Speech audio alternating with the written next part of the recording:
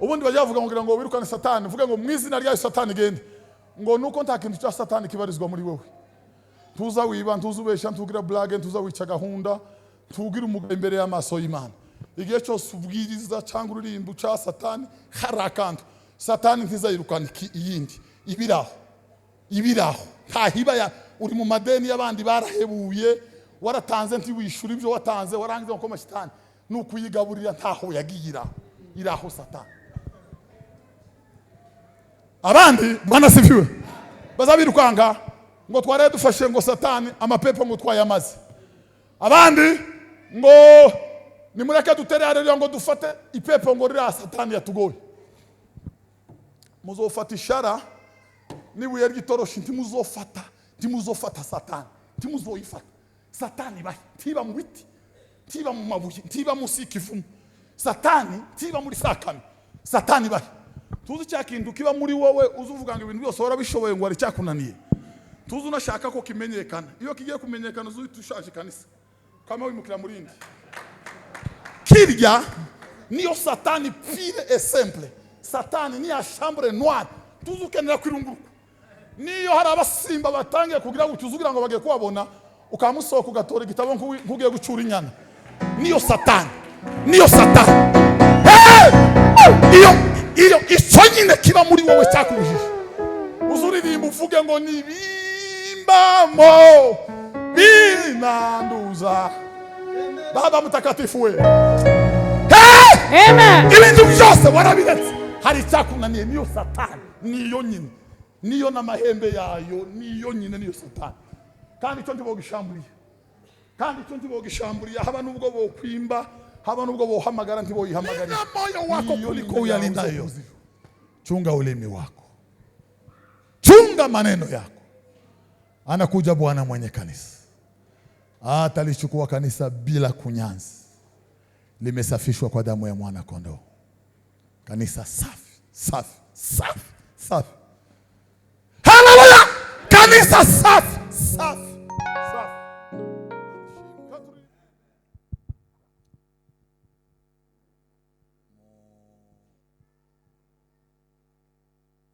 Bikunda muyongere nk'ijwi bukeya.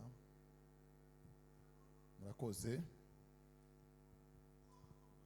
Turabasuhuje mu mwami wacu Yesu Kristo. Mugira amahoro y'Imana.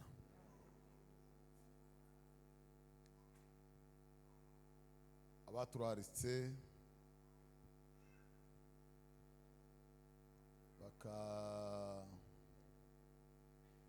tumenyesha aya materaniro, mwarakoze kuri iyo mpano nziza mwaduteguriye mukaba muyiduhaye. Imana ibahereze umugisha. Turashimira kubana namwe mwese ko mungana, bakuru n'abatoya. Turi kumwe n'ababyeyi hano, abakecuru n'abasaza, abantu batandukanye hano. Imana ibarinze bingana gutya ikabatuza ntihabwe icyubahiro. Dushimire kandi kubana n'abakozi b'Imana, abapastori, abungeri bakuru, pasiteri w'itorero rya Calvary wadutumiye. Imana igwezagire, n'abandi bose Yesu abagirire neza.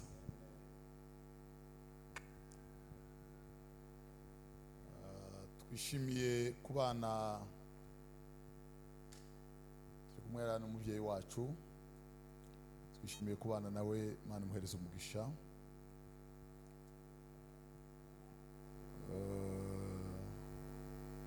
N'abandi benshi batandukanye. Turi n'iteka ntangere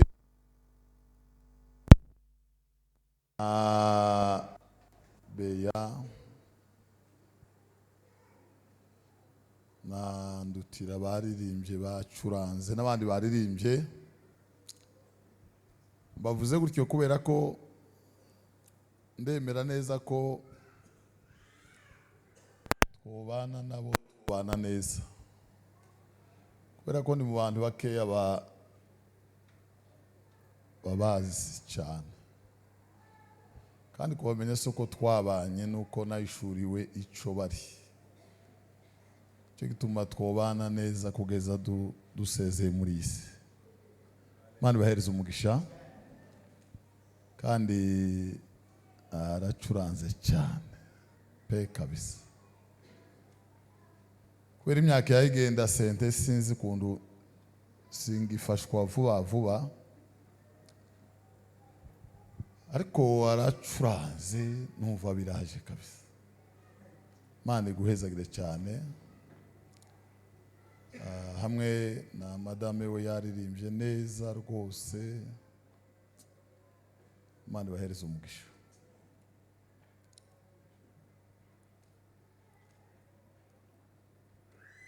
Tibaririmbye bonyine na mwaririmbye ariko nyine twari tugize ngo tuvuge nkuko kubera ko twagumye kubyihererana mu mutima turabitekerezaho. Imana ishimwe cyane. Ababuze ababo mwihangane, abafite ibindi bibazo bitandukanye nabwo mwihangane. Lakini twakora twagumya kwihangana nibwo twaba turi mu buzima bushimishije Imana kandi twumva ko dufatikanije n'abandi benshi kuri iyi si bafite ibibazo ku mitima bisa n'ibyo natwe turimo. Kumva ko atari twe twenyine turemererewe bizatwongera agatege byibura ko kunesha ibigeragezo bikeya byaje vuba kugira ngo duhabwe izindi imbaraga zo kunesha ibindi byose bisigaye. Imana bishimirwe cyane. Dusome icyanditswe dusanga mu butumwa bwiza bwa Luka, ubutumwa bwiza bwa Luka 12 umurongo wa 16.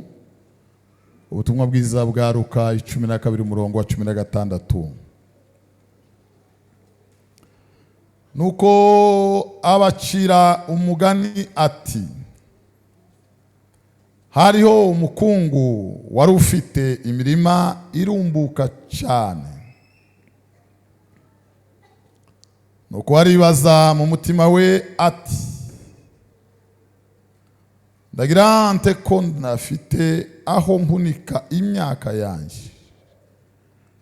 Aribwira ati, ndabigenza ntya, ndasenya urugarama rwanjye nubake urundi runini abe arimo mpunika imyaka yanjye yose n'ibintu byanje. Nibwo zabwira umutima wanje nti, mutima ufite ibintu byinshi bibikiwe imyaka myinshi, ngaho ruhuka urye unywe unezerwe. Ariko Imana iramubwira iti, wamupfuwe, muri iri joro uranyagwa ubugingo bwawe, ibyo wabitse bizaba ibyandi.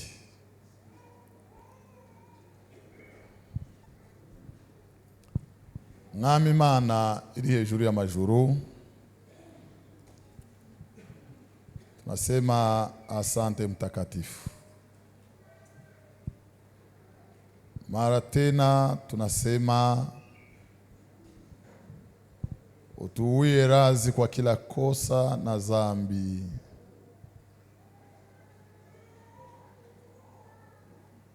E Mungu mwenye rehema, tunakosea kwa kusema, kimawazo, kutembea kwetu na kutenda, hata jinsi tunavyoketi na vingine sijue niseme nini. Hayo yote yanasababisha sisi kuwa wenye dhambi na kuonekana uchi mbele za uso wako. utusamehe kupitia damu ya Yesu mwana wa Mungu. E Bwana, uwaoshe wote, hata mimi pia, katika kijito hicho cha damu ya mwana kondoo.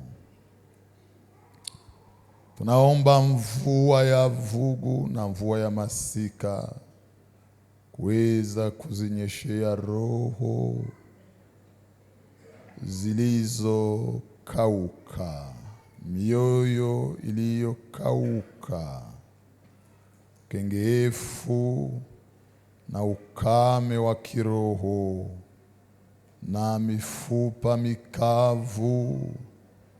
Pate mvua ya mbingu iweze kuyeyushwa mara tena na kupewa uhai.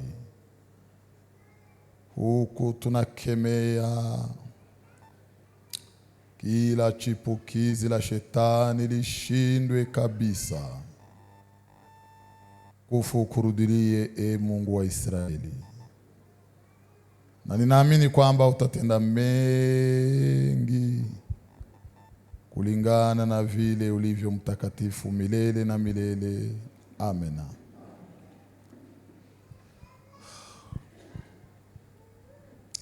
Liya twatangiriyeho tuvuga ntabwo bwari ubutumwa kwari ukugira ngo tubanze tubasuhuze tuvuge n'utundi twatekereje twacu.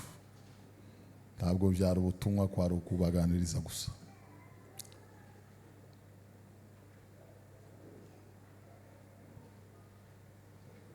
Turasaba abantu kwigira hafi mu mitima,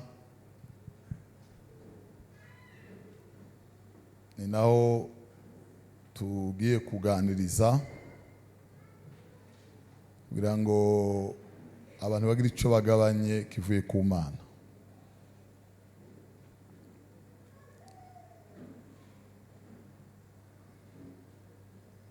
Bakristo,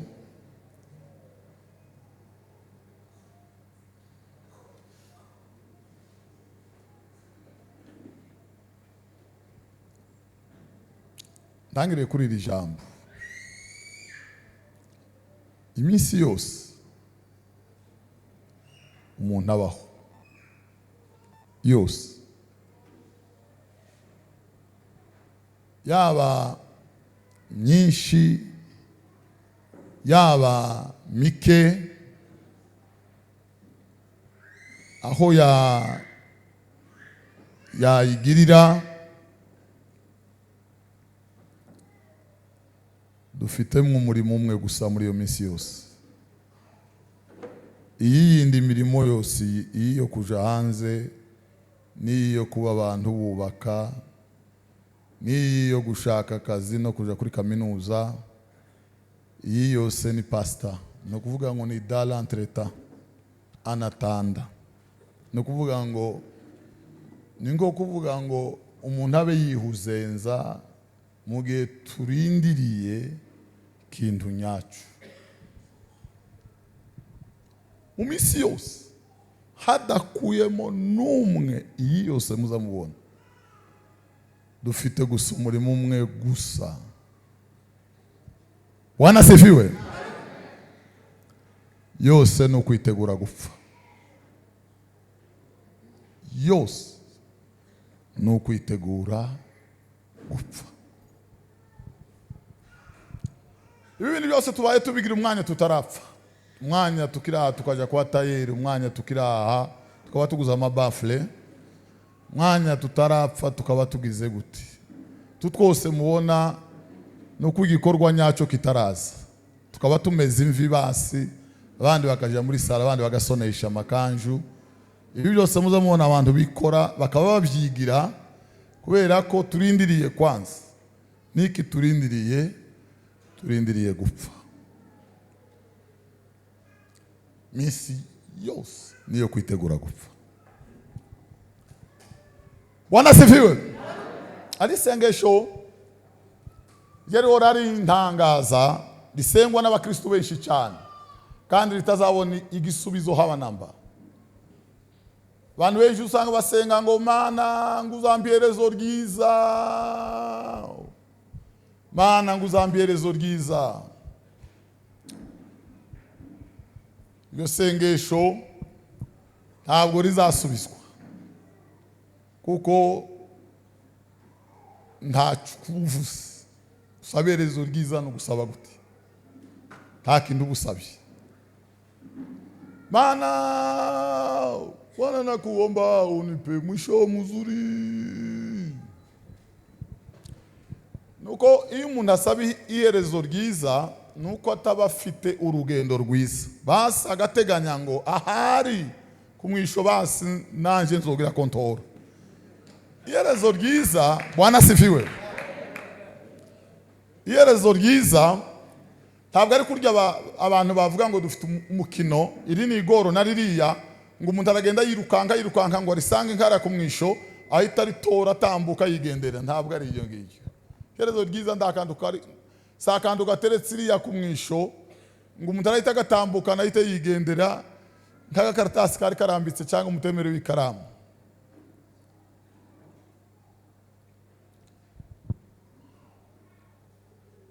Umugabo witwa Baramu, mu bantu batatu Bibiliya ivuga bakoze ibyaha birengeye kumva ibyaha baza bita ngo n'ibyaha bitazibagirana, n'ibyaha bitazavugika kuri isi y'abazima. Umwe ni Baramu muri abo bantu. Niyo wasabye iherezo ryiza kandi ntaryo yabonye.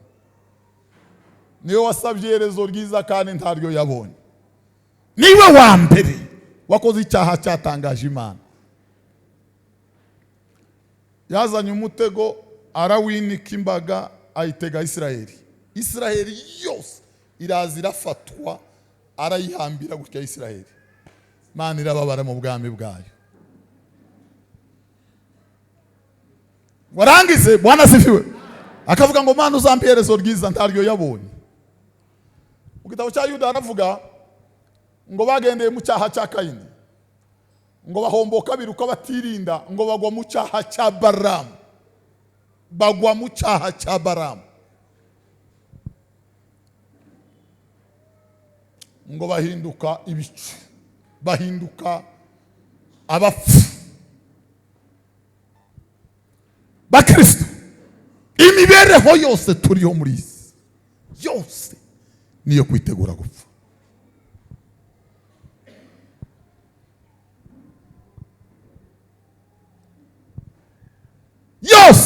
Yose niyo kwitegura gupfa.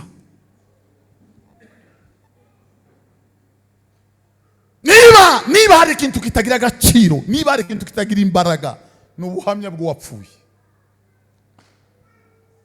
Ngo yagabye inka yara mirimo nk'iyo ntabwo ari ubuhamya bw'umukristo. Ubuhamya bw'umukristo ntabwo ari ukuvuga ibyo yakoze. Ubuhamya bw'umukristo ni ibyo Yesu yakoze. Ubuhamya bw'umukristo ni ibyo Yesu yakoze. Naho imirimo yawe ntabwo ari ubuhamya bw'umukristo.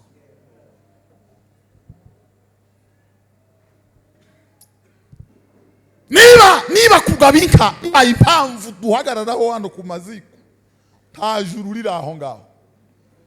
Niba ari gutanga amanjanja ngo yatanze iruhande rumwe n'abanywi bitabe baza bayatanga, abagabo b'abagore 8 baza bayatanga. Ubuhamya bw'umukristo n'ibyo abakristo bihariye tudahuriyeho n'abapagani. Kandi ibyo Bwana sifiwe. Hari waririmbye aravuga ngo jewe nari imbata mpumudendezo, jewe nari impumya arampumu, jewe nari ntumbiye saranzura. Niba umuntu yarahumutse akazuka, nibwo buhamya bw'umukristo. Nibwo buhamya bw'umukristo. Bwana sifiwe. Nayo nk'ijana yatanze nugira usanga abishwa bari aho babone akanya ko kuvuga nyuma ye, ariko nta buhamya buhari. Nta buhamya buhari. Nicyo gituma Bibiliya ivuga Bwana sifiwe ngo niba gukiranuka kwanyu kutaruta kw'abanditsi n'abafarisayo ntimuzabona ubwami bw'Imana. Niba ibyo dukora Bwana sifiwe tubihuriyeho n'abafarisayo nta Mana ihari. N'urupfu n'akaga n'amakuba.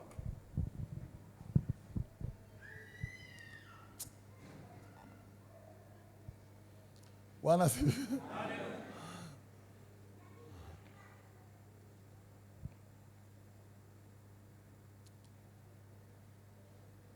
amateme na abiri ntabwo ari atatu sose twazwirirwa tuvuga ngo dufite igiterane ngo cingaruka mwaka ngo dufite igiterane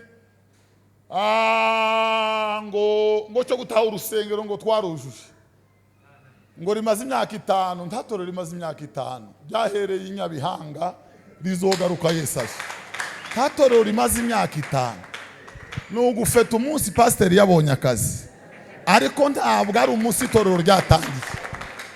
Haleluya!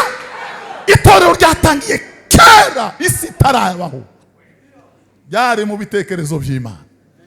Bibiliya avuga mu gitabo cy'imigani ngo mwitangira ry'imirimo Uwiteka yarangabi ngo ataragira icyarema. Bwana sifiwe. Ataragira icyarema Uwiteka yarangabiye kera ngo atararema ifatiro z'ubutaka ngo atararema no mu bwero bw'isi ngo Yesu yari yarimitswe kera ngo yari umunezero w'Imana n'ibyishimo byayo. Ibineza neza ngo kwari ukuzabana n'umwana w'umuntu. Cyo gitorero ryari ryubatse gusa kera ryari ryubatse kera. Haleluya! Yesu aganira ku 16 muri Matayo yaravuze ngo itorero ryanje ryubatse hehe? Ntabwo ryubatse Nyamavira kandi si muri Kenya. Ibintu byose bizogwa rizosigara rihagaze. Uwaryubatse n'umukozi w'umuhanga Yesu. Bwana sifiwe. Haleluya! Nyiraryo n'umukozi w'umuhanga Yesu Kristo. Yesu fundi star n'umuhanga kubaka itorero. Yaryubatse kera cyane. Bwana sifiwe. Kandi mabwira kandi gatoya wenda sinzi iyo kavuye ariko nakumwuka duhaye. Uriya gihe dutanga twaratanze natwe mutuvuga mutubwira ngo twatanze ngo twubakiye Imana inzu ngo natanze ifaranga zo kubakira Imana nugira ngo tubona dukwirwa tutanyagirwa nta faranga zikanisa zazitangwa tazo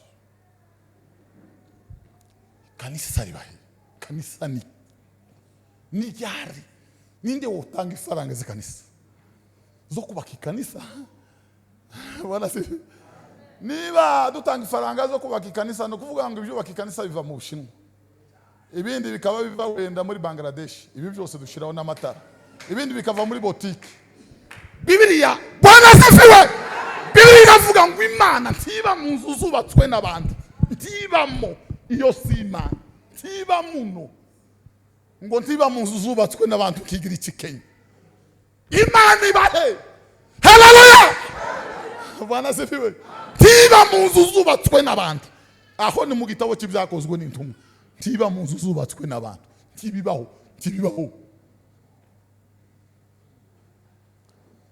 ntibibaho Bwana sifiwe. Mani bahe torero. Imana iba mu mutima uboneye. Umuntu ntaza kizwa hatatu. Agakiza si imigeri kandi agakiza ntabwo ari ibiganza. Kandi umuntu ntaza kizwa mu bitugu kandi ntaza nakizwa mu mavi ubwo yafukamye cyane. Umuntu azahinduka mu mutima akaba urusengero rw'Imana isumba byose. Haleluya! Bwana sifiwe. Paulo yaravuze Bwana sifiwe ngo icyakora dufite ubwo butunzi bukomeye ngo muzabya zibumba muriki ngo icyubahiro k'Imana isumba byose ngo bitavuye ku bantu ntacyo dukoze ku bushake bw'Imana isumba byose. Bwana sifiwe. Bwana sifiwe. Kera iwacu inka yagazipfusha bakavuga ngo ufite amata menshi bakanga kwiheba barangiza bakabaga ko yapfushije bagafunamwe ibyatsi n'urwarika n'imirandira n'ibisusa kibahita gitumba bagashiraho utuguru nyina igaturuka hariya ikamenya ko yapfushije ariko ikaza yakubita amaso agahu ikareti gakama inkongoro nka zibiri. Murabyibuka ntacyo turi. Bwana sifiwe. Bibiliya ivuga ngo ntitwagiraga Imana rurema, twari kure y'amasezerano. Haleluya! Imana ibishatse data wa twese, iyi ibishaka pana yaratuzanyira tuzinga idushira mu mwana wawe. Umuribye aravuze ngo Uwiteka umucamanza iyo agize gute, iyo ambonyeho amaraso twaranebwa Imana izotubasiye tuwa ngo ngwino dusanga muri mitondo mubunga nukuza kampanye amadelegation, ngwino dusanga muzobona ishano mwabantu. Yesu yabwiye abafarisayo ngo mwirwa muzerera mu misozi ngo mushaka kubayoboka, ngo iyo mubonye umwe ngo mumugira mubi gusumba mwe, mumugira mubi cyane. Haleluya!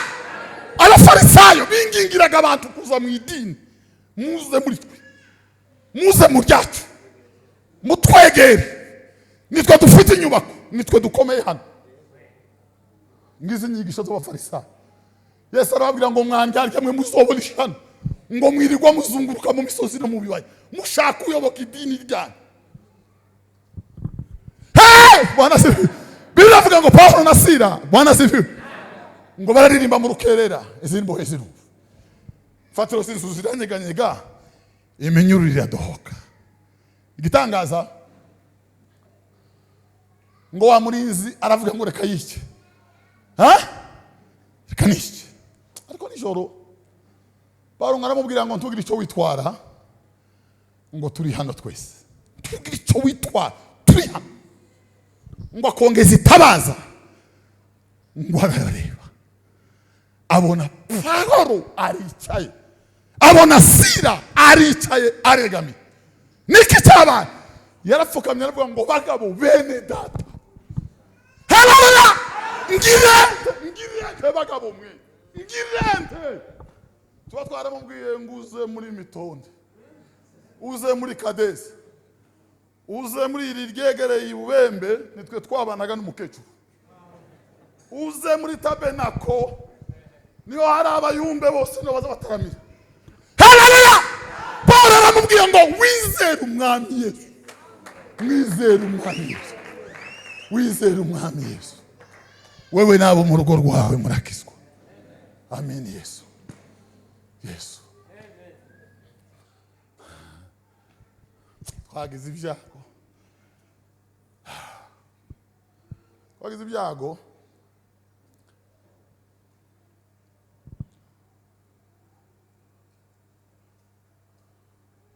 zanicara ngategera umuvuga butumwa akarangiza atavuze ubutumwa.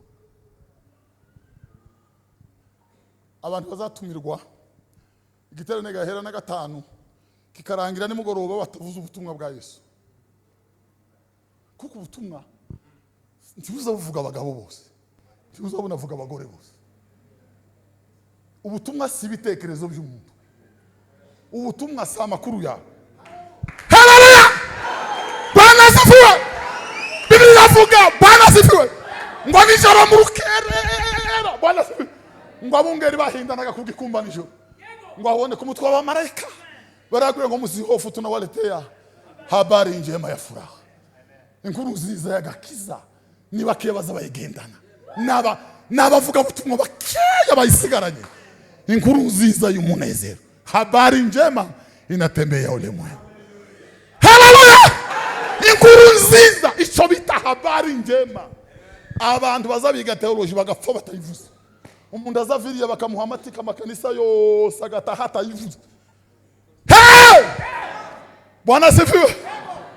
Cyo gituma bagazavuga ngo barya bubitse ibihugu nino bahageze. Nibiki bazabubikisha ibihugu, ni habari njema inatembea ulimwengu. Habari njema inatembea ulimwengu. Habari njema inatembea ulimwengu.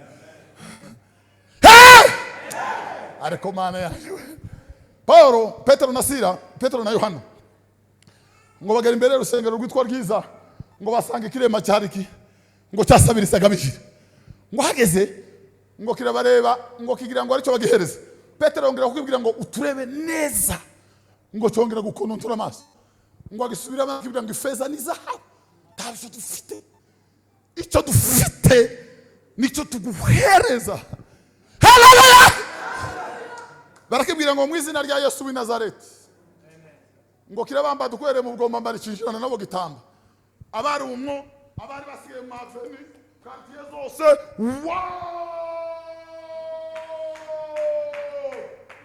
bayitabaza baravuga ngo mukoze igitangaza kuva twabaho bene izi mbaraga mufite nta wundi uziherutse ibitangaza birabaye bwana ngo barangize barababwira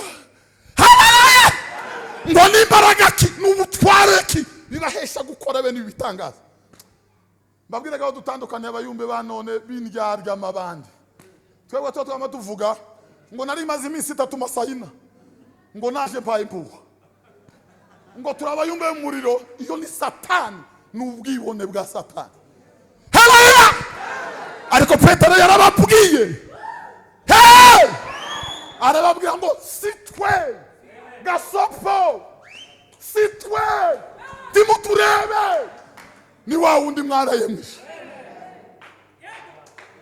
sitwe titurimo no sindima bwana se ngimana yamuzuye mu bapfuye ngibohoye mu abaruterwa n'urupfu ngo kuko bitashobotse ko fatwa n'imbaraga z'urupfu ngimana yamuzuriye ku mwami na Kristo ngo kuko tarindi zina twahawe munsi y'ijuru dushobora gukirizwamo keretse izina rya Yesu. Nimubwire abantu ko Yesu akiza abantu b'Imana. Mubwire bashiki bacu hari kubusambanyi kubera Yesu. Mubwire abagabo bakuze bagarukire Yesu. Njoo kwa Yesu Mwokozi unayeteswa rohoni. Abantu bagarukire Yesu. Mugarukire Yesu. Yesu. Yesu. Yesu.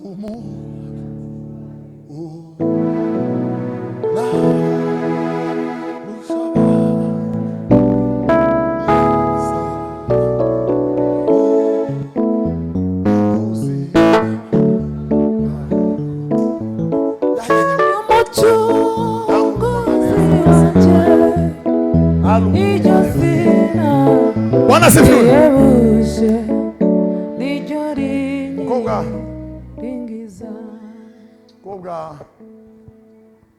Koga witwa Rosine witwa nde ngo yakuze yaragize uburwayi chronique bukeye muri ubwo burwayi ngo aza gushakwa amarana n'umugabo w'imyaka 17 muri ya myaka 17 babyara umwana umwe bagira sorti bageze ku mucanga ahantu kuri plage bakomanda umwana burya yari makina yita mu nyanja aragenda induru zivuze se akurikiye umwana ise niwe wacikanye ahita acikana ngo arangiza wa mugore we asigaye ku meza imbere yakiri inkoko na fanta ahita yuzura umwuka we aririmba ngo iryo zina rya Yesu ngo sinzi uko naryogeza ngo nzaje mu ijuru ku bwaryo mpore nsingiza Yesu. Haleluya. Nimweze sicyubahiro ya erega iryo zina rya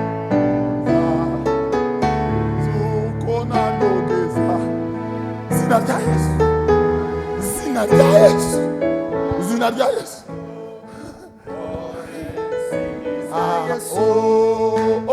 Iryo zina ndarikunda n'umucunguzi wanje. Iryo zina rihebuje iryo rinyigiza.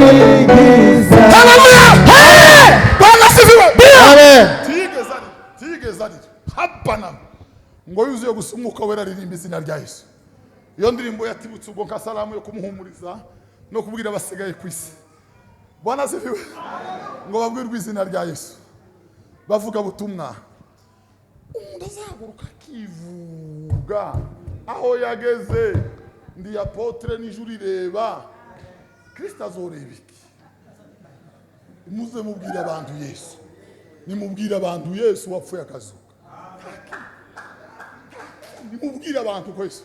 Haleluya. Amateme nabiri ntabwo ari atatu nabiri. Iteme ni zibiri ni kufa na kufufuka. no gupfa no kuzuka kwa Yesu. Izindi zizo kugira ngo mutange ifaranga ntabwo ari iteme. Izizo kubabwira ngo nimugire gutya ngo kugira ngo mutange ngo tanga Isaka ngo nigiterane ciki ntabwo ari byo. Amateme nabiri no gupfa no kuzuka kwa Yesu. Haleluya!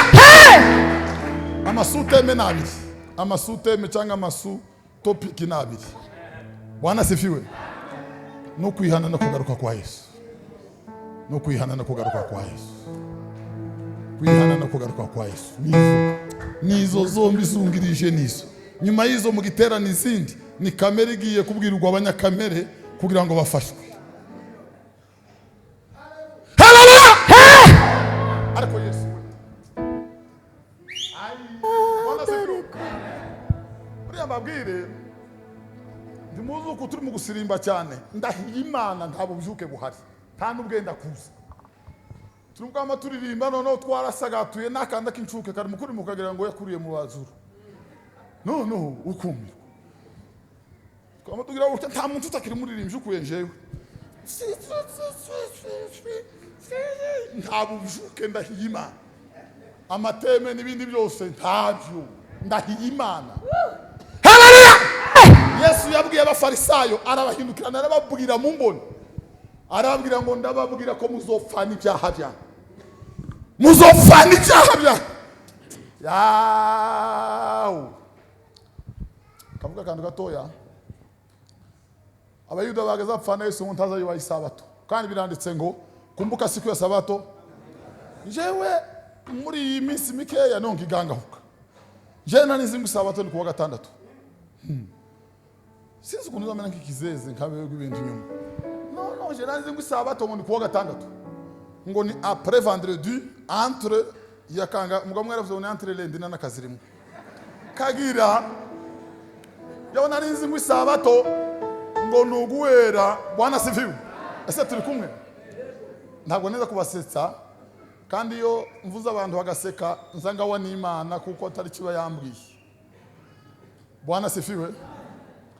Kandi yo ubwirije bari mu byaha bagafashwa ni kamere iba yabwirije indi kamere. Umuvuga butumwe uri mu busaza abwiriza agafashwa abandi bari mu busa kuko ibisa biba byahuye bigakwegana bikuzuzanya iyo hirya. Ariko iyo ubutumwa bwiza bwa Yesu buvuzwe azazi inkota mu mitima y'abanyabyaha bakaza bacikinywa bakarambirwa byaba ngombwa ntibagaruke gutegera bamwe bakabyita ngo nibitutsi. Na hari ubutumwa bwa Yesu Bibiliya ivuga ngo ijambo ry'Imana ni rizima ngo rigira ubugi nkubwi inkota. Haleluya! Nimweze sicyubahiro ba ariko tuzaja mu ijuru. Hallelujah. Tuzaja mu ijuru. Hallelujah. Tampa. Bwana sifiwe. Mabwira kandi gatoya ntabwo ari ubutumwa nkuko umuntu yo kubwira amakuru y'imfizi zarwanye ntabwo ari ubutumwa n'ukuri n'ijuru ari inzu yanje kandi yaruzuye wararangiye ntegereje ko bisazaza n'ukuri kw'Imana yaramaze kuzura beze sicyubahiro. Haleluya! Bwana Yesu yuko juu twamungoja rudi. Mabwire igitangaza cyabaye turumugana amaterano bakarima narababariwe abantu bamwe bakarira abandi bagatega amaboko ngo nibagasubiremo. Muziki kibafasha ni l'art de combiner les sons d'une manière concordance de voix ndahiye Imana uzuririmba gute ngo warababari utarihanye ibyaha wovuga gute ngo warababari utarihanye wihanye ugira pornography wazihanye uri umusambanyi wakuyemo inda wazihanye intumbi z'abana bari mu kuririra imbere yawe wabyihaniye wamara ngo narababariwe urumwibyi w'icyatu embandi warangiza ngo warababari wageze kuri hashere uraribika uzuki mwana meza warangiza ngo narababariwe. Bwana sifiwe. Amen. Biblia iravuga Bwana sifiwe. Amen. Ngo hanze hazasigara bande nabande bande ngo nabakunda kugira gute kubesha bakabikora n'abarozi n'abasenga ibigirwamana ntabaruta abandi ni mubarutanisha ni kamere bibabwiye ngo mubisobanure ariko imbere y'Imana iyavuze ngo ntukico ni yavuze ngo ntukibi abakunda kubesha bakabikora umugabane wa ni mu nyanja yako umuriro n'amazu niyo rufurwa niyo rupfu rwa kabiri, niyo rupfu rwa kabiri. Haleluya, Amen. Bwana sifiwe. Bwana abwiye Abakorinto ngo kuko yapfiriye bose ngo abari wowe gukomeza kubaho ku bwabo, ahubwo ngo babeho kubwo bapfiriye akabazukira. Torero rya Kristo, torero rya Kristo, torero rya Kristo. Bwana sifiwe. Umugabo w'icyo giterane ngo cyo kuramya no guhimbaza ngo niyo ngo batumiye korari zaha abahungu n'abakobwa hamwe ngo byakomeye ndahira Imana tabuzuke.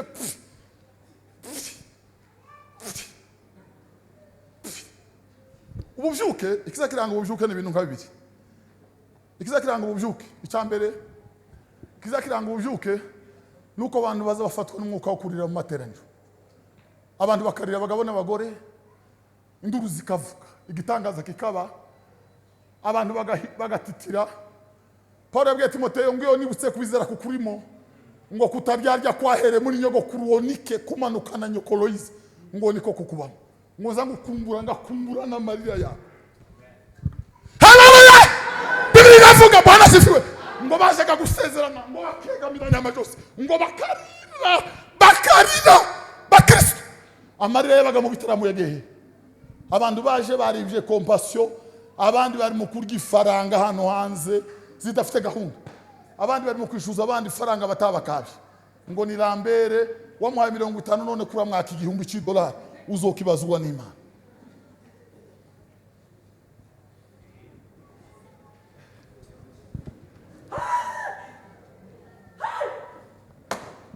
Yesu yabwiye Abafarisayo arabakorera basomera ngo basota baraza bamutunguka inyuma baramubwira ngo mwigisha twebwe ibyacu ni gute. Yesu ngo arababwira ngo toshekeni na mushahara wenu ibyo mufite bibanyure, ntimukaka umuntu ibirenze ibikwiriye, ntimukaka umuntu ibirenze ibikwiriye. Bakristo umuntu azorohaho nk'igihugu hano muri Kenya. Umuntu yansanze Rwanda arambwira ngo yarahunze ngo yagiye mu ideni ry'abandi rirazamuka ngo none ngo yabuze uko agira aturugwa atabana kubera wowe mwarangiza ngo nimushiremo disketi yahehe mwabantu mwe umuntu abuza amahoro muri iyi si kubera wowe mwarangiza tuzobona Yesu ryari kwa tuzobona Yesu gute. Biblia inavuga Bwana sifiwe ngo heri wenye nini, heri wenye nini, heri wenye moyo Bakristo. Bakristo ubukristo si ibitekerezo byawe kandi Bakristo ntabwo ari iki. Ubukristo ni Kristo mu bugingo. Kristo azinjira mu bugingo akabwuzura. Yesu akuzura umutima, Yesu akuzura mudakaririmba yenubambagizwe nuwo Yesu namenye. Bwana sifi.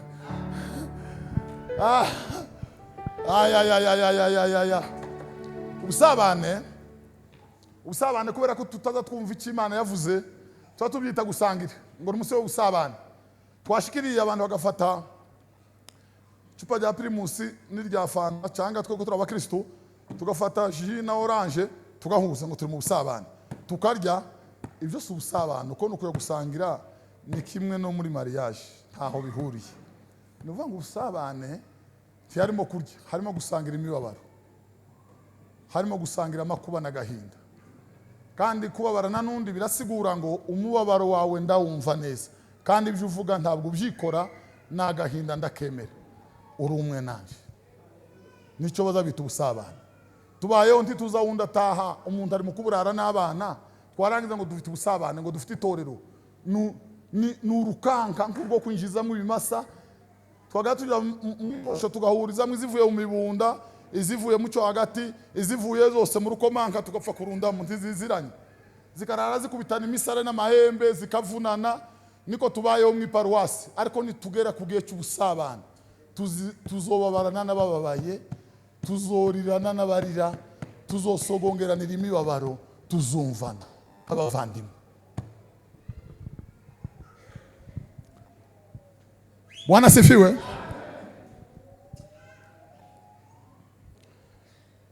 yaravuze ngo ewe mupumbafu, usiku wa leo nataka roho yako. Wamupfuwe, iri joro ndashaka ubugingo bwawe. Mabwira akantu gatoyo. Iyo tugenda gushaka badusengera, asengere byose biganisha kuvuga ngo tuzageraho tubona icyo turya. Musengere man, mukingurira amayira ayo nayifaranga kugira ngo azobone uko agura dodo na nakati. Mana mukingurira amayira. Umugambi wo kuja hanze n'uwiki ni ifaranga. Bakuye ifaranga muri Amerika twese kwama turongora tugataha. Bavuze ngo ntazikiriyo. Niko kuri. Ariko ntabwo zoroshe, zirakomeye.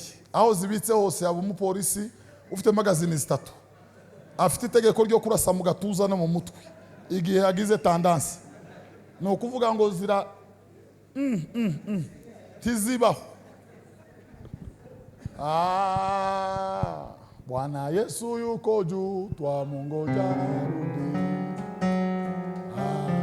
Twamungoja arudi. Ububyuke bavandimwe, ntabwo ari ukuririmba. Kuririmba ndi kozana ububyuke, na kabiri ndi kozana ububyuke, na gatatu ndi kozana ububyuke. Umusitari ntuzuzana ububyuke.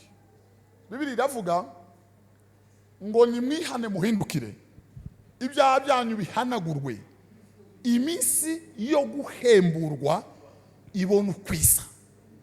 Buriya igufuri nta generale woritota ngo ryikange rifunguke, kandi ntiworitega imfizi zazirwana ngo ririkanga rifunguke, kandi urufunguruzo ntiworunyuza hejuru ngo rirafunguka, ntiworucumita no mu mbavu ngo rifunguke, kandi ntiworoza ibumoso ngo rifunguke, nukuroza gusa iburyo.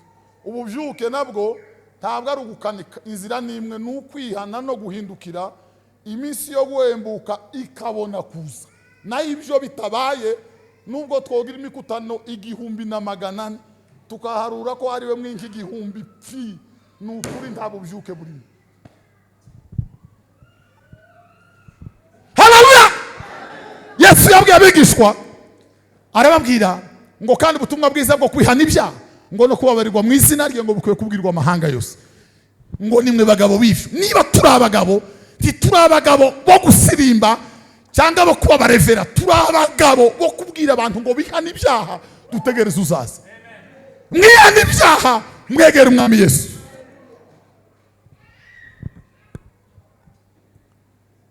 Anifuataye atatembea katika nuru bali sio giza. Bwana sifi. Anifuata tore wamupfuwe. Ariko Yesu yarantangaje. Yesu yabwiye umugabo w'umuhanga, aramubwira ngo wamupfuwe. Nikiyiti umupfu nuko yavumbuye uko yogira ibigori byinshi akagira n'ifunishi, avumbura uburyo yogira ibishyimbo byinshi akagira amasaka menshi, ngo avumbura naho yobibika. Yesu aramwitegereza aramubwira ngo wamupfuwe, ewe mujinga we. Torero mwe, ibyo Yesu yita ubusa nibyo tugokera, nibyo duhamagara bakristo. Mushakashaka ibyahishwe abanyabwenge. Yesu yigisha abigishwa gusenga, arababwiye ngo mwe nimusenga muje muvuga ngo data wa twese uri mu ijuru, izina ryawe ryubahwe. Haleluya! Mapenzi yako yatimizwe. Ibyo ushaka bari byo biba data wa twese uri mu ijuru.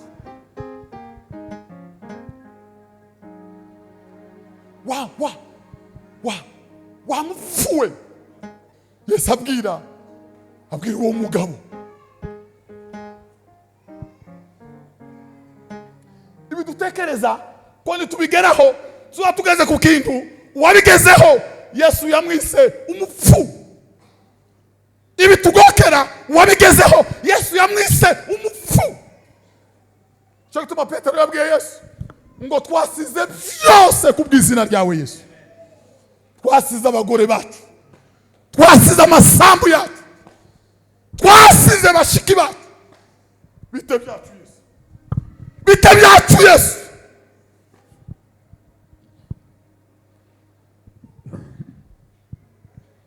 Buriya niturenga kamere tituzongera gusaba ibyo abandi basize ngo babone Yesu.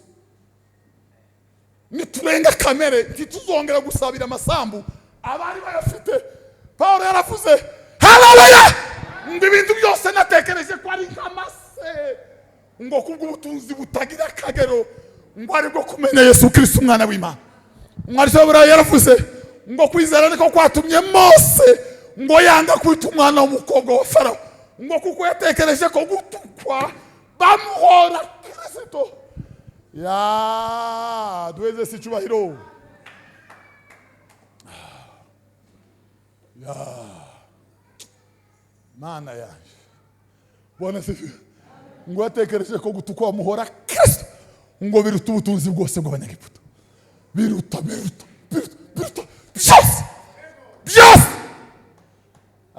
Bwana se ibi dusengera hari ababisize ngo basingire hirya cyitwa Yesu umwana w'Imana. Hari waririmbye aravuga ngo namuambata mokozi sitaki kumwacha.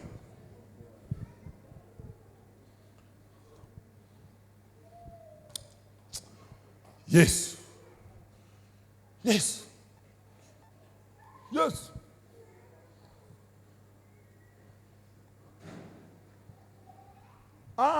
Bwana se buriya gukunda Yesu sibi kandi ntibaza bakizwa. Nari mbabwiye uburyo badaza bakizwa handi keretse mu mutima. Bwana se abantu benshi bazatekereza ngo icyatumye agira intege nkeya, ngo abayimba bazunguruka ngo bari mu kunyura inyabu, muzobuze inyabu zitagira umurima, zitagira ikigega, tizigira astere ngo irazitaho, zizazereka kuzunguruka nijoro. Abandi ngo abana ngo baraye bagize gutya, none ngo hano hari ibintu ntabwo ari ibintu bihari. Ndenda kubabwira ijambo, iki umuntu tikiva hanze ye, ikizobuza umuntu ijuru tikiva mu baturanyi, igitandukanya umuntu n'Imana. Haleluya, ntabwo kiva mu byo yari ndahira Imana. Wogu wagapopa 14 akagereka urw'inyenzi ukarambuka tukagusezera, ntibizakubuza kuzabona Yesu, ntibizakubuza kuzabona Yesu. Bwana se ntambara z'isi n'amakuba y'isi bizatubuza kuzabona Yesu. Tuzaruka tuzaba ku ngoma, tuzicarana mu bwami bwe. Bwana se igihumurana wazaga mu nyanja, tuba twaragiye muhengeri, utujana hino tugarura hino, hashimwe Yesu wanesheje. Haleluya. Bibiliya Bwana se Bibiliya avuga ngo cyica umuntu ntabwo kiva mu nama y'abapastori, ntabwo kiva mu iparuwase yabo. Icyica umuntu kiva muri we, icyica umuntu kiva mu mutima we, kigira inkozo, kigira amarito, kizagikubita ubukristo bukarambuka, kizagikubita mu ruhorihori, umuntu agapfa nk'utarigeze kubaho, umuntu agashira. Icyica umuntu kiva muri we. Yesu aravuga ngo icyica umuntu kiva muri we, ndani yake, kiva muri we. Nicyo gituma bivuga ngo rinda umutima wawe kuruta ibindi byose birindwa niho iby'ubugingo bikomoka. Linda moyo wako, linda moyo wako, linda moyo wako, linda moyo wako, linda moyo wako, linda moyo wako, linda umutima wawe, linda umutima wawe, linda umutima wawe. Bakristo Paulo yaravuze ngo nababwiye kenshi n'ubundi ababwira ndira ngo biratana biteye isoni Imana yabo linda ngo nabanzi umusaraba wa Kristo. Iyo abantu babasenga ngo Mana nkure igisuzuguriro, ngo Mana urebe mwacu nguduhindurira amateka, ngo Mana ngurebe ngugira ibyo ukoze, ngo witamurure Mana. Hari ndirimo zimwe nza numva nkumva sinzi, witamurure Mana ho koga ni imbere ya zaruvutura ngo Imana yitamurure, imbere y'ubukene nabamukeba ngo Imana yitamurure, ngo muri avene ngo bamenye ko ari Imana. Imana ntiyenda kumenyekana kubera ko wagize inzu. Imana yamenyekanye kera. Bibiliya avuga ngo nta muntu wigeze kumenya Imana ngo keretse umwana w'ikinege. uri mu gituza cyase niwe wayimenyekanishije. Biravuga ngo jambo yabayeho umuntu ngo abana natwe tubona ubwiza bwe. Haleluya! Usa n'umwana w'ikinege wase. Uwo ni Yesu mwana w'Imana. Hawo Yesu Imana tizigaragarira mu maso. Muri gatimbo aba bandi bazomenya Yesu bya. Abapagani bazomenya Yesu bya. Ha? Ngo jo muri nabonye Imana n'amaso. Ukoga ni $100 ngo yabonye. Kamere ayo namashimwe ya kamere. Bagahabwa umwanya n'abandi ba kamere ngo nibashimwe. Bagafasha abandi ba kamere. Imana ntiyaragaragariye muri $100. Yesu Kristo tiyagaragaye ubw'ingumba zabyaraga. Tiyagaragaye ubw'inka zasuraga zigasuruka. Yesu Kristo yagaragaye ubw'umwana wayo yabambwaga. Amen. Ya. Amen. Duweze sicyubahiro. Hallelujah. Yes, Imana. Bwana sifiwe. Paulo yabwiye Timoteyo aramubwira ngo sugushidikanya ubwirwa Imana burakomeye cyane. Imana kwerekanwa yagize gute ngo ikagaragara ko ariki ko ari umukiranutsi mu mwuka ngo ikamamazwa mu isi ngo igahimbazwa mu ijuru ngo ikazamuka ngo igahabwa ubwiza. Haleluya! Amen. Bavandimwe, Imana ndahira Imana. Netunagira fundraising bagatanga $4,000 tumukavuga ngo Imana yagaragaye ni faranga zagaragaye. Nimunazisoma muzosanga zanditseho ngo les contrefacteurs punis de servitude. Suko wozigura ibirayi, wozigura ibitoki, wozigura gifura, izisigaye yokohereza nyogosenge n'ubundi zazigura amandazi. Imana ibonetse ntizigurwa amandazi, ni faranga zabonetse. Mbaraga z'Imana timuzi ibibazo bavuga ngo umuriro watse. Nuko turi kumwe n'abashiki bacu hano batakigira za soni zimuhira bakama batamba nk'abagabo. Barangiza ngo umuriro watse tekinika ufotora. Wamaruka gumama bakazama kucenganisha. Umuriro. Imbaraga z'Imana. Imbaraga z'Imana. Imbaraga z'Imana. Imbaraga z'Imana. Ntabwo ari igitaramo n'icyuye. Siko bimeze. Imbaraga z'Imana ziba ziyo zidushoboje kubaho Imana iteka ryose. Iyo zitumye tutagwa mu mosha, ziduhesheje kuba maso ngo mu mosha niho imbaraga z'Imana zabaye. Imbaraga z'Imana zabaye. Na ibi ngibi ngo nibongeremo ngo ndatera haleluya ngo 18 ngo mbanze ngo nkabukire Satani. Twamadugira mwese twasama na kamera mutsima ngo ko turirukana Satani ntahigiye mu byumve ntahigiye ngo nawe nkabayikandagira ngo subirizamo gatoya aya ni amakaro twadukandagira azobomuka tugura yandi. Ntabwo ari Satani, ntabwo ari iyo mubikure mu bwenge. Muzamutera haleluya neza. Haleluya, maana yake sifu Mungu, maana yake sukurwa na Satani. Haleluya, maana yake sifu Mungu. Bwana sifu. Biblia yavuga mu gitabo cya Yobu ngo niyo mwami w'abana babibone, iyo ni Satani. Ngo umuntu yozira nuko agize gute ngo ayirungurutse ngo izayitegereza ikamenya imigambi iri hejuru ku Mana. Ngo umuremyi wayo niwe wenyine ngo woyegera Imana data. Ngo nayo ntizigenda gutyo ngo izigenda yitwaje inkota. Iyi Imana ijya kwegera Satani ngo izikura inkota kwitako ikabona kuvogera urugamba rukomeye. Biblia ikavuga mu gitabo cya Yuda ngo nubwo Mikayeli yatonganye na Satani ntumbi ya Mose ngo ntiyahangaye kwigira ibituza twigira ngo yari taje aravuga ngo umwami Imana abari uguhana Satani. Jewe sindi uwo ni Mikayeli, chef d'état major, ministre wa défense w'ijuru ry'Imana. Tigeza avogera Satani bene ibingibi. Ubundi bajavuga ngira ngo wirukane Satani, vuga ngo mu izina rya Satani gende. Ngo nuko nta kintu cya Satani kibarizwa muri wowe. Tuza wiba, ntuzubesha, ntugira blague, ntuza wica gahunda, ntugira umuga imbere y'amaso y'Imana. Igihe cyose ubwiriza cyangwa uririmbo cya Satani harakantu. Satani ntizayirukana iyindi. Ibiraho. Ntahiba ya uri mu madeni y'abandi barahebuye, waratanze ntiwishura ibyo watanze, warangiza ngo Satani nukuyigaburira ntaho yagiye iraho Satani. Abandi Bwana sifiwe bazabirukanga ngo tware dufashe ngo Satani amapepo ngo twayamaze abandi ngo nimureke dutere haleluya ngo dufate ipepo ngo rira satani yatugoye. Muzofata ishara nibuye ry'itoroshi ntimuzofata satani, ntimuzoyifata. Satani bahi tiba mu biti, tiba mu mabuye, tiba mu sikivumu. Satani tiba muri sakami. Satani bahi tuzi cyakintu kiba muri wowe uzuvuga ngo ibintu byose warabishoboye ngo ari cyakunaniye. Tuzi unashaka ko kimenyekana. Iyo kigiye kumenyekana uzuhita ushaje kanisa kama wimukira muri indi.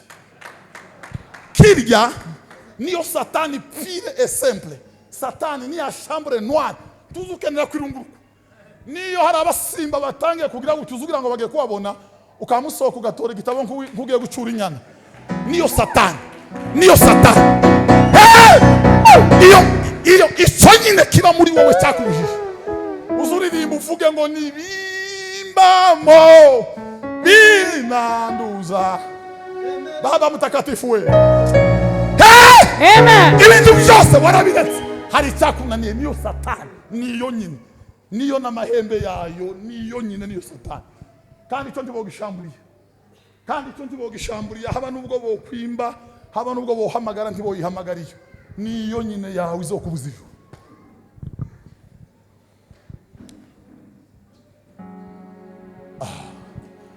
Duweze sichwairo. Bwana sifiwe. Bwana sifiwe. Bwana Yesu yuko juu twamungoja rudi. Twamngoja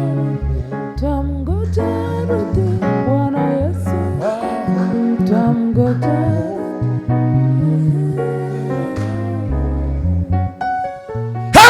Amen. Bwana sifiwe.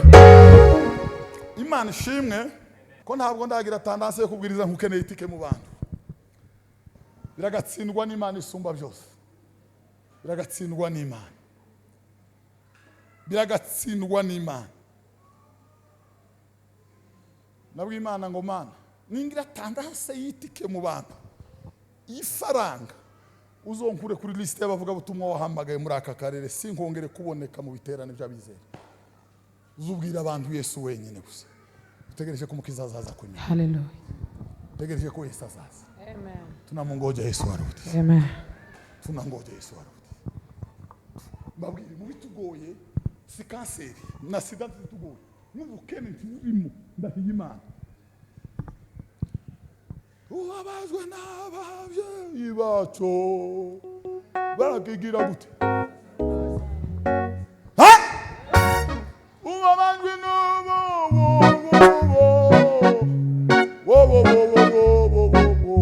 Yesu tubabazwe n'abashiki bacu bakiririmbira Imana basohoka bagasambana. Tubabazwe n'abarevera babwiriza bakiba. Tubabajwe n'abantu batega amaboko bakarara kumva z'abapfuye kuzura impinja ngo barige impinja bakarya inyama zazo. Ngaka gahinda kari ku mutima wawe. Nyuma y'ibyo gusenga ngo mana nguzane ifaranga ngo mana ugire gutya. Bwana sifiwe. Abona nabatinye kwikorera umusaraba nibo bazahora muri aya masengesho. Ngo dukura igisuzuguriro mana uko nugutinya kwikorera umusaraba. Kandi abandi ngo wanikorere y'umusaraba. Nihe byanditse ko Yesu yatwikorera umusaraba.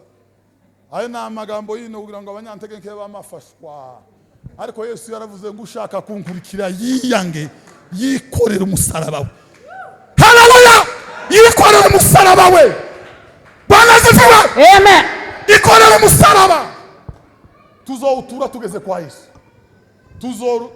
Tuzotura umusaraba Yesu aje. Naho iminsi yose Yesu yaravuze ngo mwikorere umusaraba wanje. Iminsi yose. Jitwikeni umusaraba. Musalaba wako Yesu na usifu sana. Yesu onelene okuhata nikuone. Hallelujah! Amen. Ariko Yesu we, Bwana sifiwe. Tuzaja mu ijuru, Bwana sifiwe. Utegereje ko Yesu azaza. Utegereje ko Yesu azaza.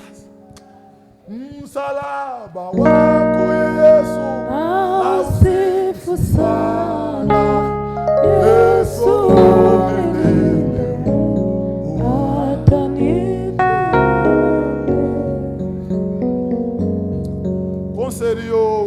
yo kuririmba ngo baduhe ifaranga ntabwo ari so. Yesu yaravuze ngo namwe badafite ifeza nimuze njoo kwa Yesu na tesoro. Ibyo byose mubona ntabwo ari byo n'ibinyabanga. Mumaranire kunyura mu irembo rifunganye ryitwa Yesu. Sinzi ukuntu byagenze aho twasomye siho twatuma guhabwa.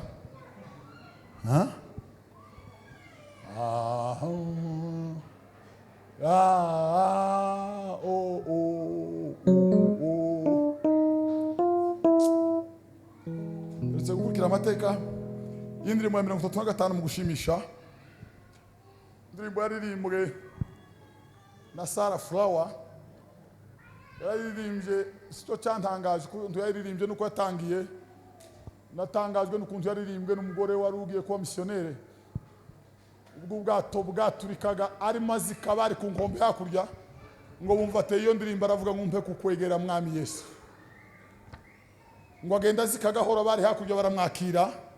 Agenda avuga ngo umpe kukwegera mana yanjye.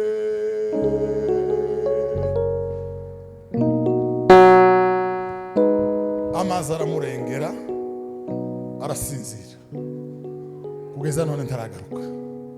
Bibiliya avuga ngo mbona inyanja zigarura abapfuye umurizo ngo bacirwe imanza zikwiranye n'ibyo bakoze. Uwo mugore azagaruka.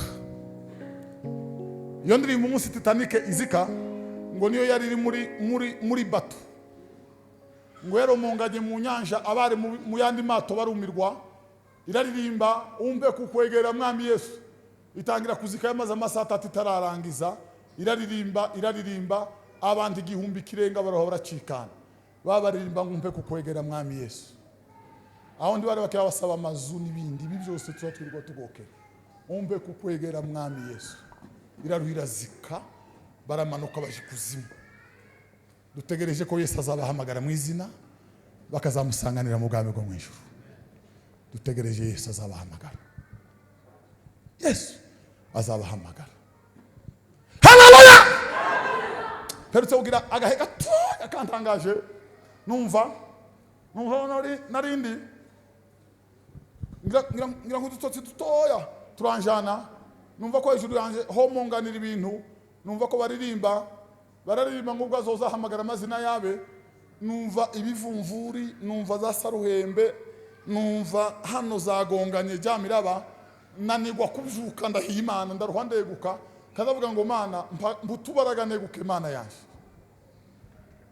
Ariko Yesu azazaba ubwo azozahamagara amazina yawe bose mu gitabo cy'ubugingo ziko nzumva izina ryanje nitaba. Numvishe imitwe yose y'isi kwihogerana. Numva ku isanzure ryikiriza bararirimba ngo uwo munsi azazurwa bapfiriye muri we.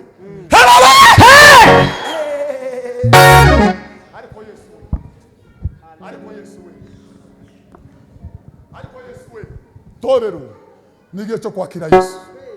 Takindi gitangaza mbabwira igitangaza sibi muzamwita ibitangaza. Bibiliya avuga ngo azitwa igitangaza. Yesu niwe gitangaza.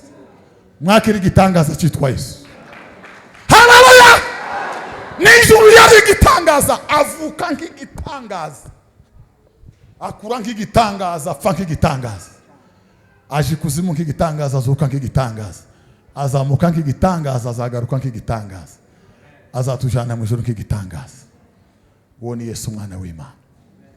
Yesu. Yesu. Yesu. Yesu.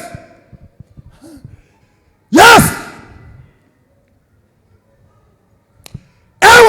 Ewe bakristo aho muze mwibuka ko tuzotungurwa.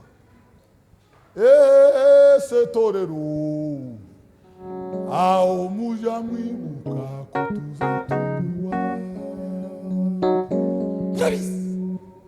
Murabizi mwana ibuvira uwo mwana yavuye baramanuka ngere kuri Tanganyika ari turira.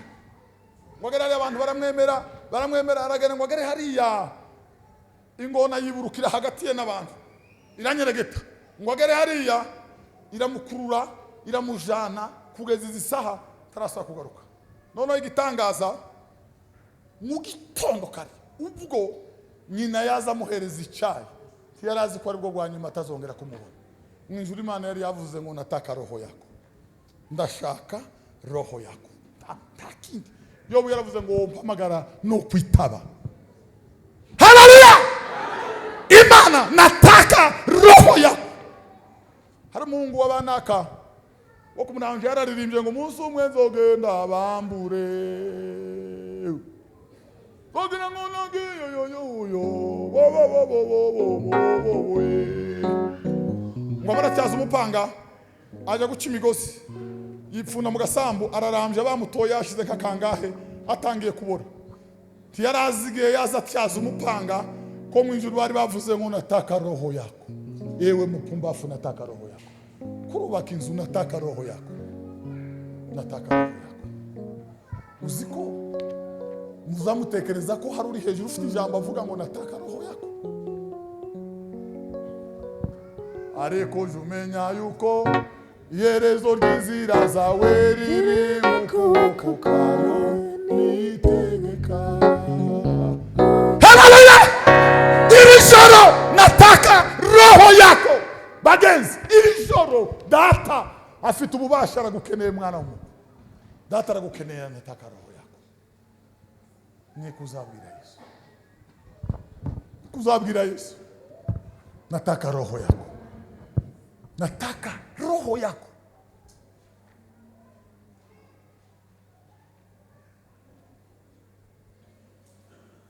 Bwana sifi. Prof, siku wa leo ili joro nataka roho yako. Bwana sifi. Hamani ngwaravuze ati mfite icyubahiro hose aho yazabwira Zereshi umugore w'amakuru. Ariko nta mahoro hari umuyuda witwa Moridekayi tibirakunda. Byagenze biti ntaza yumva. Bwana sifi. Nawe ngo amugira inama aramubwira ati songora igiti nurangiza ugishinge. Mu gitondo uzinduke mu nkere yavuze ngo hakenewe abantu batatu. Asuelusi, Esteri, turaba nitwe twenyine tuzobonana. Ariko nta mahoro hari akagabo kambushye amahoro. Haleluya! Mugani ngo mugira inama Bwana sifiwe. Ngaramubwira ngo songora igiti cya mikono 50. Agasasa bakarengeraho baragashinga neza. Genda mu gitondo uhamagare baguhereze Moridekayi. Iryo joro mu ijuru ngo baza bavuga ngo ewe mupumbafu usiku wa leo nataka roho yako. Tiyarazi ko arubwo bwanyuma atazongera kugaruka mu rugo. Tiyarabizi ko arubwo bwanyuma. Tiyarabizi ko arubwo bwanyuma. Ahura bizi ko ahari uzazinduka ntuzongera kugaruka. Uzaja gucuruza hari igihe utazagaruka. Nataka roho yako. Haleluya! Herode ngo aganiriza abantu, arabaganiriza abanyatiro n'abasinyasidoni ngo baravuga ngo no so umuntu ngo ni Imana ubwayo ivuze. Bwana sifi. Mareka mukoraho. Ariko ngo avimuhira ngo ntiyarazi ko yabwiwe ngo nataka roho yako. Cyeri yabimenye yabwirwaga niki. Nka Herode wari ugoswe nataka roho yako. Ndashaka ubugingo bwawe.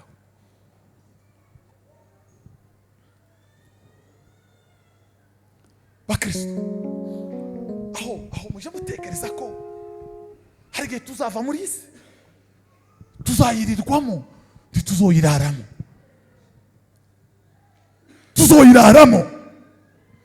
Ntituzoyirirwamo. Iri joro nataka roho yako. Ewe mupumbafu nataka roho yako.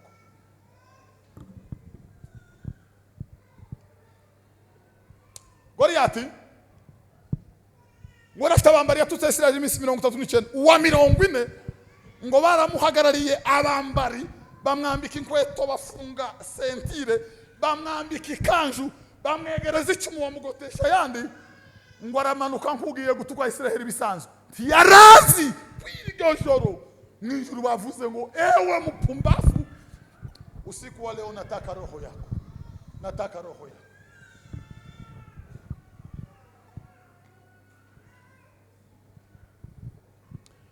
Nataka roho yako. Nataka roho yako.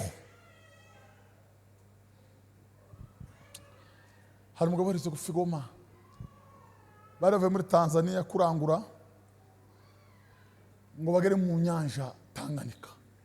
Ngo abwira abantu ngo umuyaga wabarenze. Naho baherukiye. Barapfa. Noneho turi mu kiriyo cye ngomba gutekereza. Ndatekereza.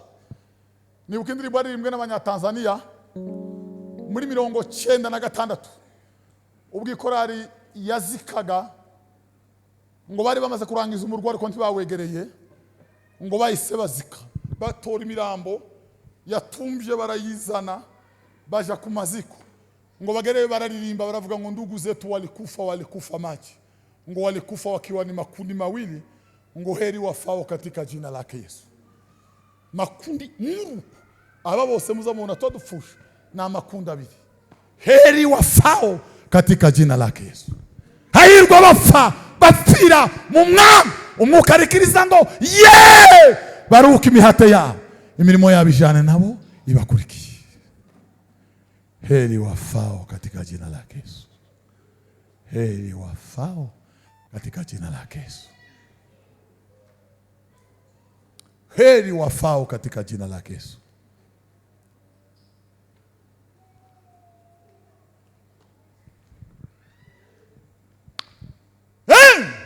Kumbe ili joro ewe mpumbafu usiku wa leo nataka roho yako. Nataka roho yako.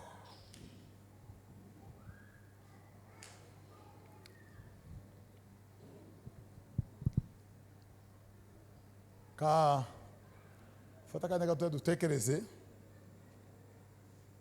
nyuma y'ubu bugingo tuzoba abandi. Subiza umutima wawe. Igenda mabwira umugabo ngo yabwiye Imana ngo ararambiwe mu isi arashaka kuja mu ijuru. Imana yamubwira ngo genda ubaze itorero ryawe uko rikubwira. Itorero riramubwira ngo kuva twabaho niwe wa mbere. Sawa. Genda ubaze umugore. Aragenda umugore n'abana baramubwira ngo genda nta kibazo cyawe.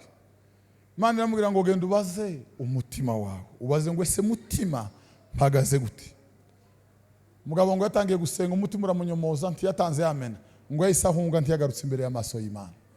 Hari umuntu wavuze ngo kuri mu mitima y'abantu ngo koje habona ngo abenshi bose bamateraniro. Abo bari bien uwo gushira haraboza bambaye nk'abayisilamu bagasigaka. Kubera gutinya ibibarimo. Siku wa leo nataka roho yako. Umuntu niyiyeza. Umuntu niyiyeza. Niyiyeza. Kamabwira umugabo wandangaje gira dusenge niwe turangiriza aho ntarindi jambo nongeraho. Uwo mugabo zangu nakumutanga urugero ngo yakoraga mu kizine cyuzuye inyuzi.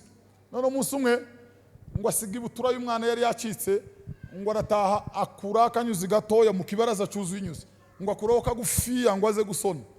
Nuko ngo ageze muri atarasona nijoro ngo araryama ngo abona ko impanda imbere ukivuga ngo abona abo basenganaga ko bazamuka mu kirere. Ngo agerageje biranga ngo yanyuzira muhambira kuguru. Ngo agerageje birangira ruhiramubwira ngo ntabajanye inyuzi y'abandi ngo bazagerayo. Ngo izitwa inzira yo kwezwa ngo abanduye mu mitima ngo ntibazayinyuramo. Ntibazayinyuramo ni inzira yo kwezwa. Wa mugabo aragongera ngo buraruwa buraca afite ibishyimbo bitabaho ngo ijuru rero kingwa isanzuro risigara gutyo abandi bose bararenga. Mu gitondo kare ngo afata yanyuzi ngo ayisubiza kuri izina aho yakoraga. Ngo arabwira ngo nje gukora bibiri nje gusezera akazi ko kananiye sinoba ngikoze naraye nibye kajana inyuzi ntayisabe. Icyakabiri imisi isigaye ndatasha imuhira niyo gusaba imbabazi kugeza mpfuye ndebe ko Yesu azombabarira. Imisi isigaye ngiye gusaba imbabazi ko ndebe ko Yesu yombabarira.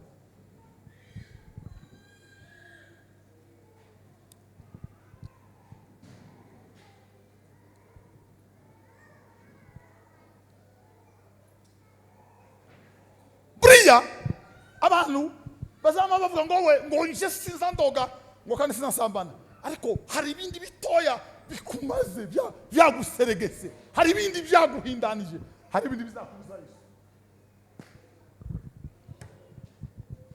Linda moyo wako kuliko uyalinda yote.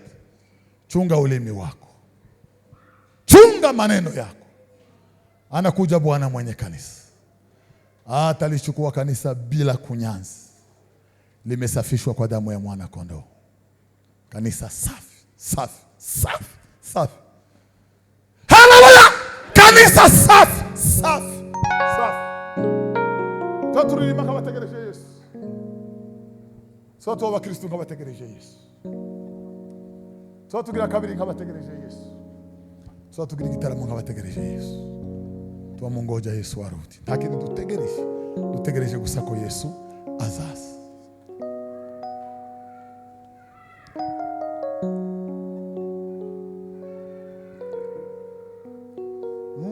Bambe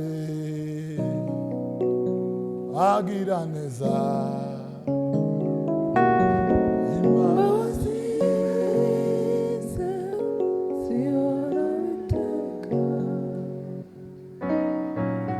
agira neza n'umunyebambe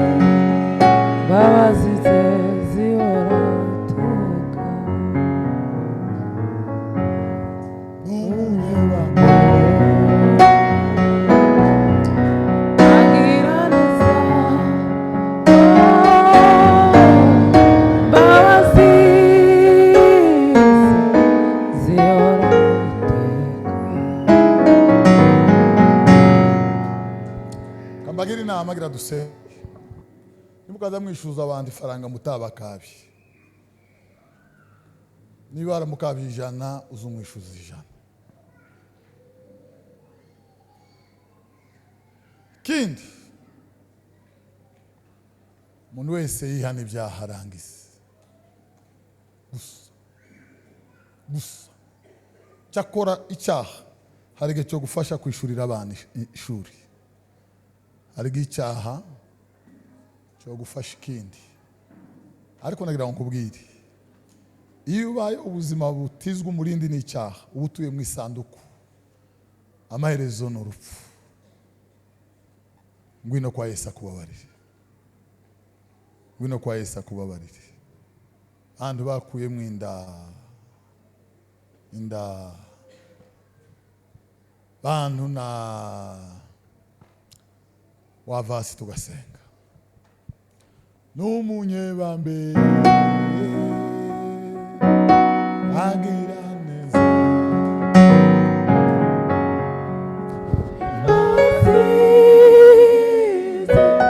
zihora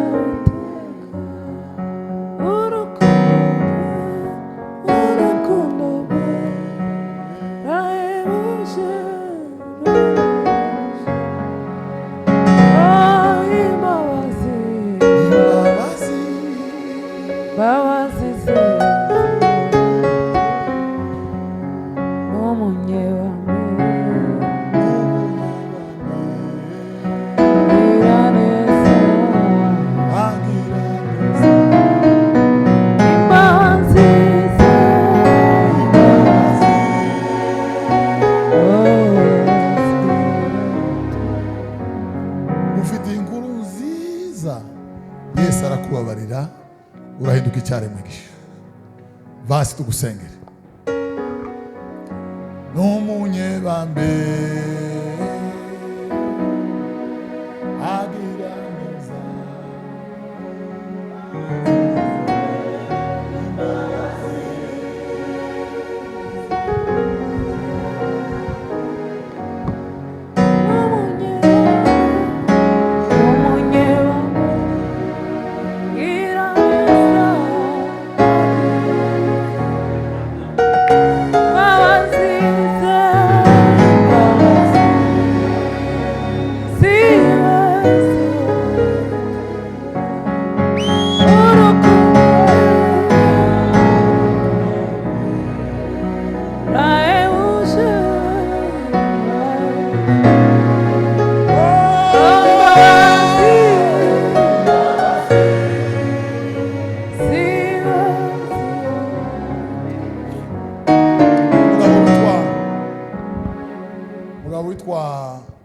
Zakariyasi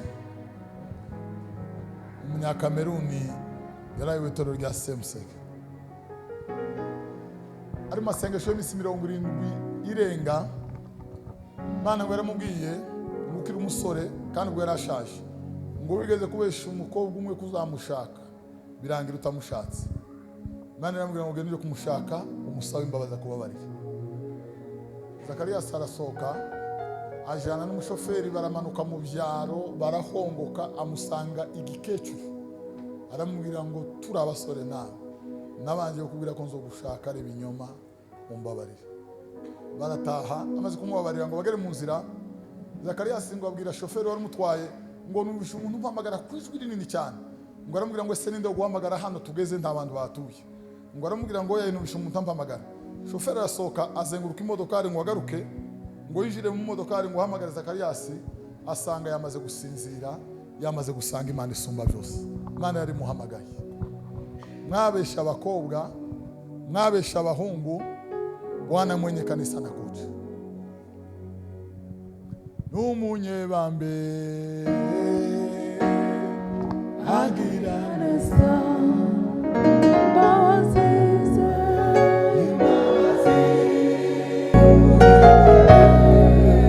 agira neza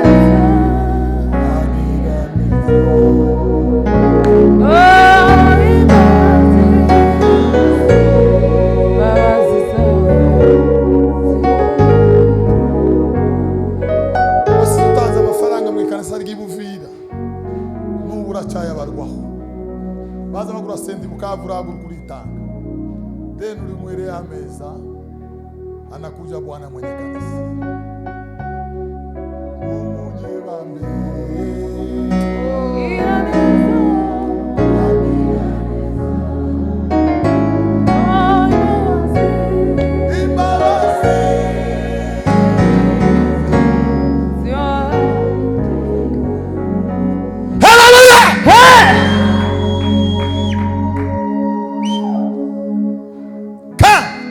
Satani aza kuriganya umuntu azamubwira ngo natekereza abandi igihe cyose uzoja gutekereza abandi uzukomesha icyago kikubayeho.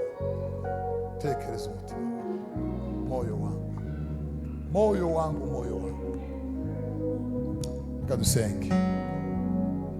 Mwami Imana yacu awuhwanye nawe uri umunyembabazi Imana y'imbaraga n'amahoro. Babaziza babaziza babaziza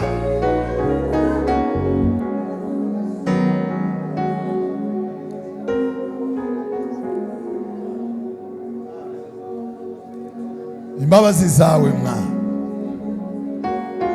wabarire bose mwa kurira kwanje anuzuzu munezero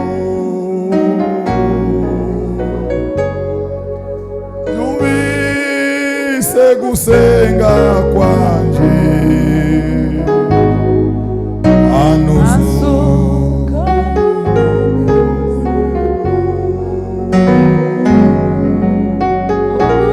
imbaraga n'amahoro gendera ingoma uberesha ijambo ryawe ma ijambo ryawe n'ukuri ma. Haleluya.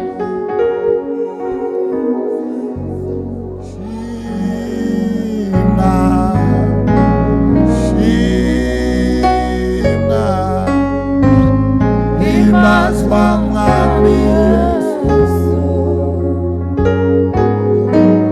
umutima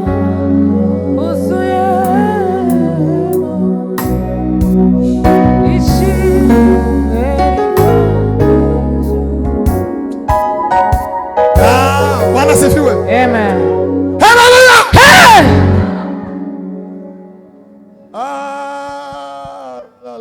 Bwana sifiwe. Nigeze kugiriye kirekire zandirimba ngo abantu bambone. Nigeze gufata isaha nziza nini yanje ndayimena mu rusengero. ariko ngamije kwereka abantu dusohotse abagabo barambira ngo wowe usugira umwuka ukamukurenge ukamena n'isa numva bamaze kumenya neza ko ngeze ku rugero rw'isi ariko nyuma nasanze nibesha ndi wo kubabarirwa igihe cyo gukorera byose iriya mu mutima atagaragara ngo data arusheho kuguma kogezwa yumvise gusenga kwanjye Yesu kahumuraze